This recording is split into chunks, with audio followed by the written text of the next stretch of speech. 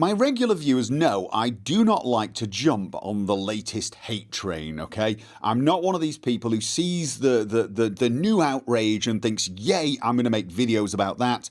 I know it's a good way to become popular. I know it gets views on YouTube, but I just don't want to be that person. I don't want to be part of that negativity wave because I generally feel it serves very little purpose. Sometimes it can be good, but very often I just feel like people are going overboard on the outrage just because they enjoy it. It's good fun to be outraged.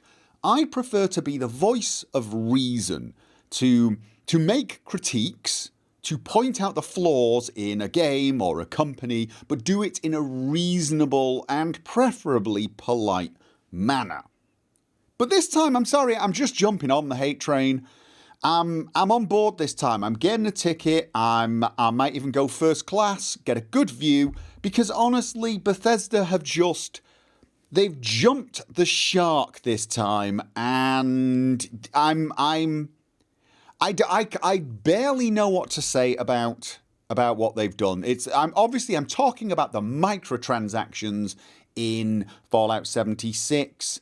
And the fact that they have recently announced that they're going back on their promise of cosmetics only. Don't get me wrong, I'm not remotely surprised that they added pay-to-win mechanics, or again, whatever you want to call them, pay-to-not-grind mechanics. I am not surprised that they reneged on their it-will-only-be-cosmetic promise. When it first happened, I was a little disappointed, but it was the sort of disappointment you feel when you were sort of expecting to be disappointed. You were expecting them to screw it up, but you just thought to yourself, okay, maybe, just don't go in negative. Give them the chance. No, there they go. They've screwed it up. No, right, yeah, fine. It was that kind of a thing. You know, you weren't surprised. No one was surprised, but I think we were all a bit like, oh, come on, are you not listening? But now that they've sort of openly stated, yeah, we're the whole cosmetic only thing, we're not sticking with that. You could argue, hey, at least they're being honest now. And I suppose so.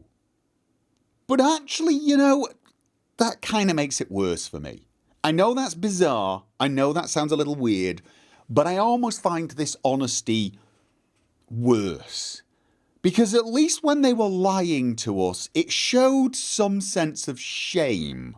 It showed that they respected themselves and us just enough to at least feel a little shame and try to justify it, or, you know, make it seem like they hadn't broken their promise. But now it's like they've just given up all pretense of respecting their audience and themselves, and they've just said, yeah, no, this makes tons of cash. This makes tons of cash. So you know what? We're going to break our promise to you and just make this game suck as much as possible to milk as much money out of you as possible. And I'm sorry, I know some people are going to find that statement like, they're not going to try and make the game suck, but they are. It is the inherent problem with microtransactions, especially ones, well, no, to be honest, even cosmetic ones. When you have microtransactions in your game, the developer has an incentive to make the game lesser. Even with cosmetics, they have this incentive to make the cosmetics that are part of the base game not quite as good as they could. Because if all of the cosmetics you got in the base game were as good as they could have made them, nothing they would sell you afterwards would really catch your eye.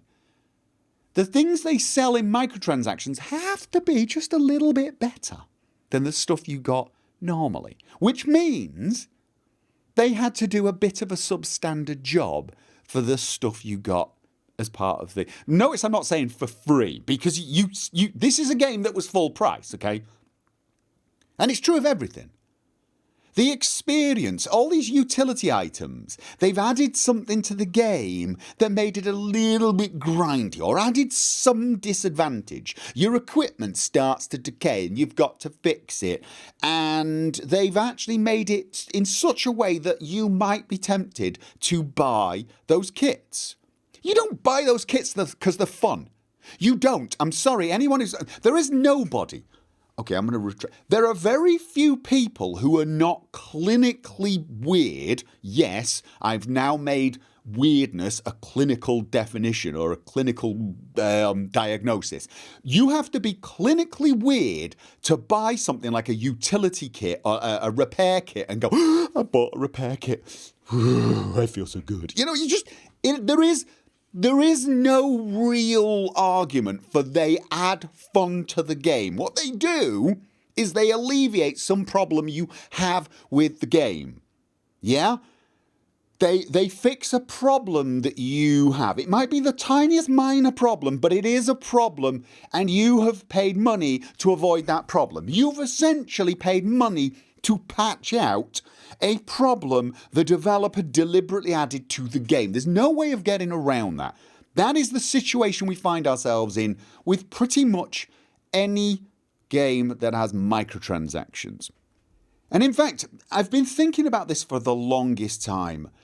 I have been wanting to make a video where I said, is it just time to stop playing games with microtransactions? Is it just time to say, you know what? I know some games are pretty good, even though they got microtransactions. You might look at something like Borderlands and think, well, there are some microtransactions. And I did not care. I played Borderlands 1 and 2 and did not buy any of those microtransactions. And so, you know what? It didn't affect the game in the slightest. And that might be true. But it's a rare case, isn't it? It's very, very, very rare. And I'll bet there's someone out there who did see some of those outfits and thought, no, I need that outfit in my life, and felt like they had to spend the money, right? These cosmetics still are something they have to have. So there are so few games that even come close to being as good as they could be if they didn't have the microtransactions. And you sort of know it. You sort of know something's been taken out or some problem has been added to encourage you to part with a little more cash. And honestly, I feel like I'm sort of done with that, because even when you get those games where you look at it and think, yeah, you know what? I don't have any urge to play to buy the microtransactions. You never know. They might do a Bethesda on you and suddenly make the game. Because that's what's happened with Fallout 76. They promised cosmetics only. Maybe some people thought, you know what, I can live with cosmetics only, bought the game, and now they're switching it up.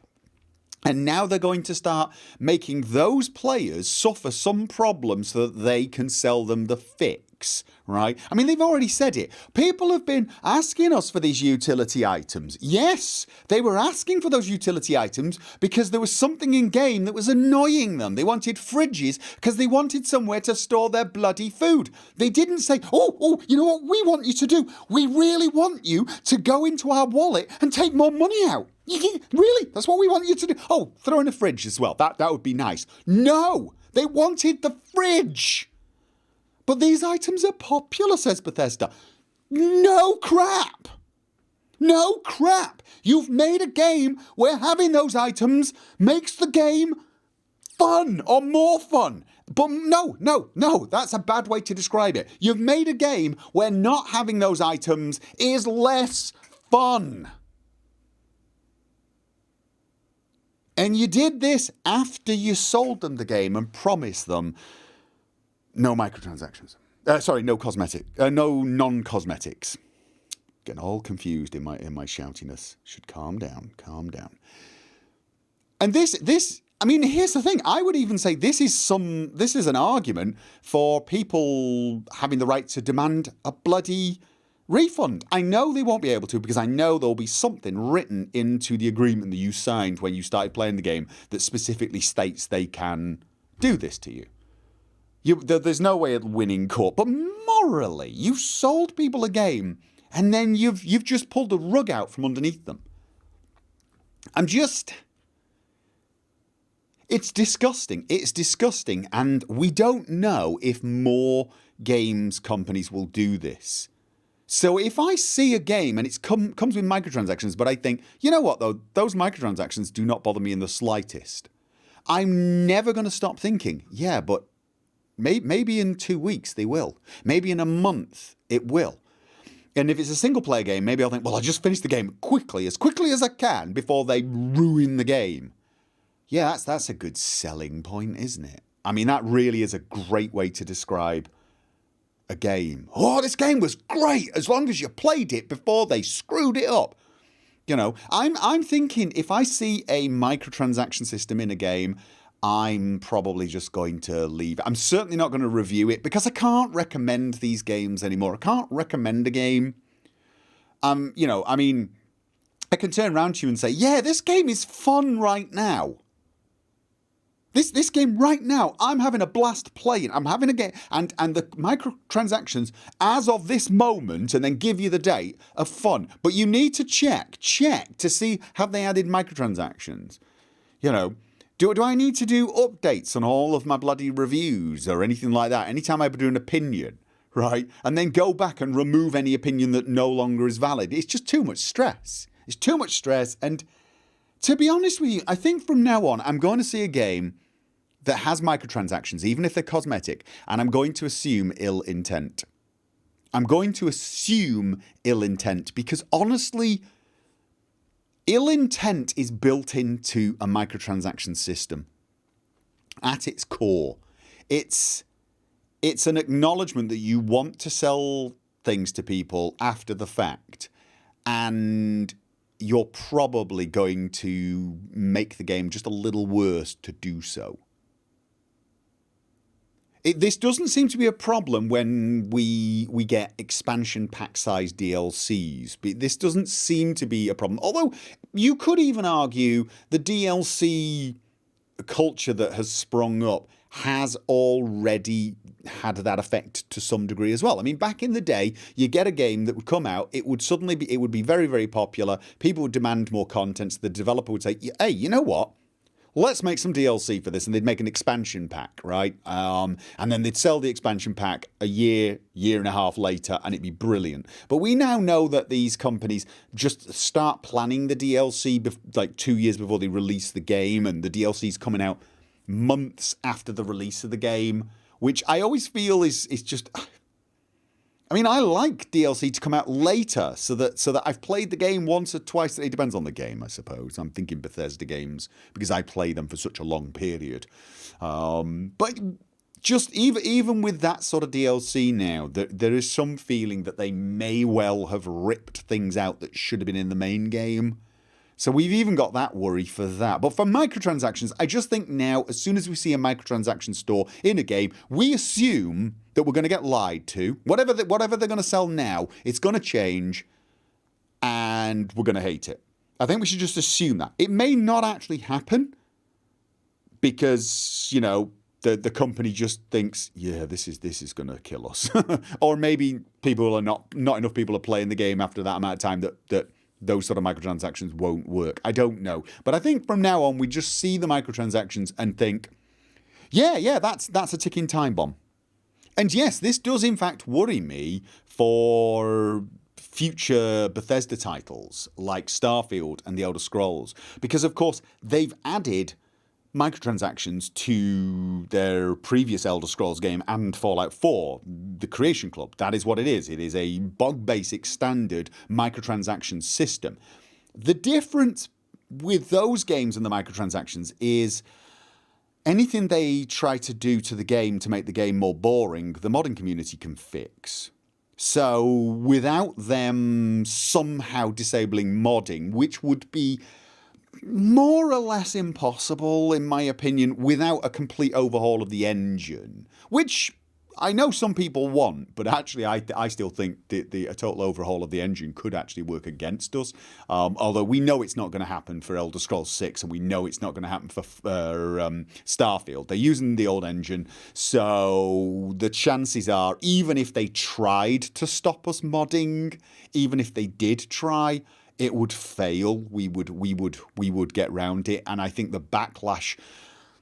I'm going to say I'd like to think they're not stupid enough to face the backlash, but honestly, they seem quite willing to face the backlash at the moment. But I actually, in this case, don't think it would actually help them, because I personally do not think on the current engine they could stop the modding community from undoing anything they do to the game to make the game suck, to make us want to buy the microtransactions. But I'm still going to be horribly disappointed if Starfield has whatever they're going to call it. You know, I mean, for Skyrim, it's the Creation Club. For Fallout 76, it's the Atom Market.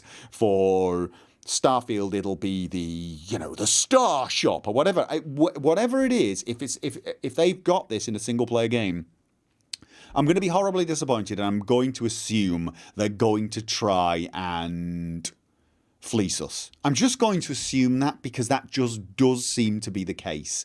But at least for those games, we'll have the modding community to repair the damage. God, I can't believe I'm saying that. Repair the damage. But for other games that don't have that sort of active modding community and the tools and the knowledge to fix the problems brought in by microtransactions, I've no faith that those games won't get utterly ruined. I would have to have a lot of faith in the developer in question, and I'm generally someone who doesn't have faith. I don't put a lot of stock into who made a game very often. I mean, there are some exceptions like CD Projekt Red, but again, I'm not one of these people who believes they can do no wrong and will do no wrong. I'm still, I probably shouldn't be saying this. For transparency's sake, I am a partner of GOG, a paid shill for the sister company of CD Projekt Red, so I probably shouldn't be saying this. But at the same time, whilst I think CD Projekt Red are currently doing everything right, if I saw Cyberpunk 2077 appear with a microtransaction store, I'm going to feel chills. I am going to feel like a cold sweat and panic as soon as I see it, no matter how much I trust them. Because it's microtransactions. It's just, I think I'm done. I think I'm done with it. And I'm rambling on. This was supposed to be a 5-minute video where I just said, you know what? Microtransactions, I think I'm done. Bethesda have finally been the ones who did it, which is weird because microtransactions have been around for such a long time.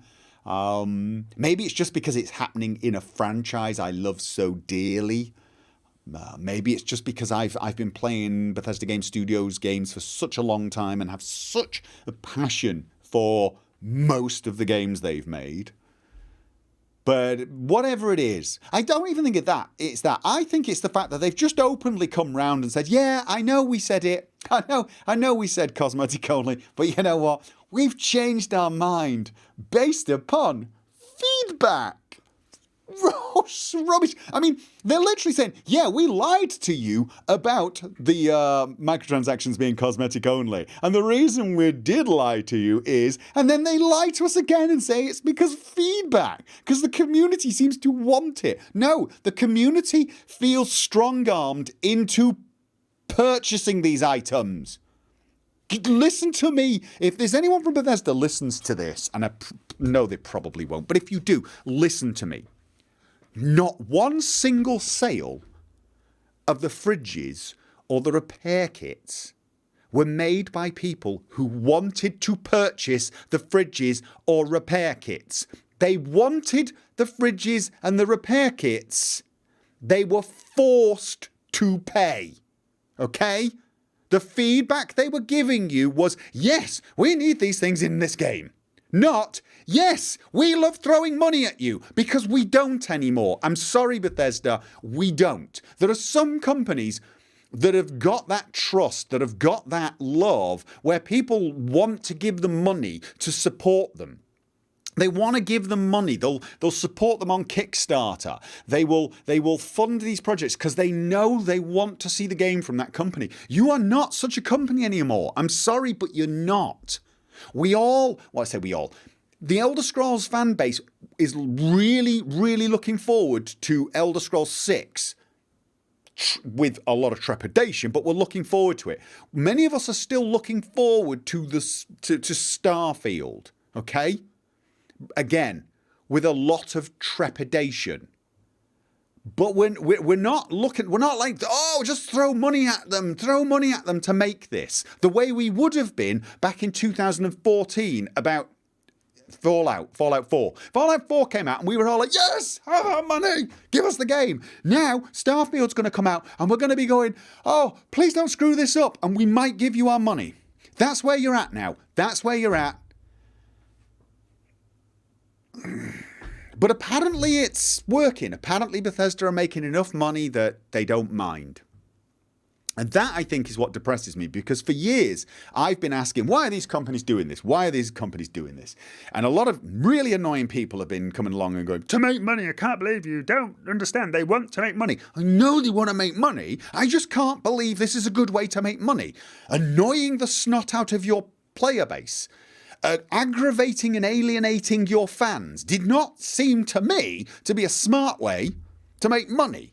I'm not naive. I know they want to make money. I just was naive because I thought, taking a crap on someone's head was not a great way to convince them to give you money. But apparently it is. Apparently, according to the feedback Bethesda have received, the more they dump on their player base, the more the player base is willing to give them money.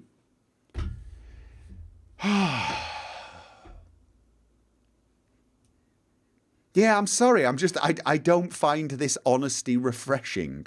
I actually prefer it if a company tries to lie to me. I'm not going to believe them. But I'm like, at least they made the effort, right? They made the effort. It's something. It's something. I think I'm done with microtransactions is the short version of this video. I think, and by that I don't mean I'm not going to engage with them, because I just generally don't engage with the microtransactions anyway. Number of items I've bought on the Creation Club so far has been 0. Okay, so I'm not engaging with the microtransactions, but I may actually be done with games that come with microtransactions. For Starfield, if it comes with microtransactions and we can still mod, I'll probably play it. Same with Elder Scrolls 6. But I mean, if they start making games and they do change the engine, they come up with a new engine and make it a little tougher for us to mod, more likely they would just reset the modding community's knowledge. And then add microtransactions. I'm probably just going to be like, no. Without the mod, to be honest, Bethesda Game Studios without the modding community, I'm probably washing my hands anyway. I'm probably washing us. We're way off there. Don't be listening to me and be like, how's the death of modding? Ah! Right, because we're talking like Fallout 5. We're talking, I mean, because the Elder Scrolls is going to be on the old engine. I think, I'm pretty sure they've stated it's going to be on the old engine, and I'm not expecting the Elder Scrolls 6 to be out before 2024, 2025. So just right, if the death of modding's coming, it's like it's a while away. It's like 5 or 6 years, and it's not going to be retroactive. It's not going to kill off modding for Skyrim and all your other games. Okay, so don't panic, right? Don't panic. God, this video's going on. I'm sorry. I'm disappearing now. I'm going. I'm off. I'm done. I'm disgusted. I'm disappointed, and I'm just finally maybe done with microtransactions. So if a game comes out from now on and it has microtransactions in it, you may not see it on my channel. I may play the game. Who knows? I don't know. But I almost certainly won't be doing reviews or anything, because I don't feel I can recommend a game if it has microtransactions. I may do a review video. This game looks good, but it has microtransactions, so I wouldn't recommend buying it. So that's just where I'm at. Sorry about the negativity and ranting, but yeah, this sucks.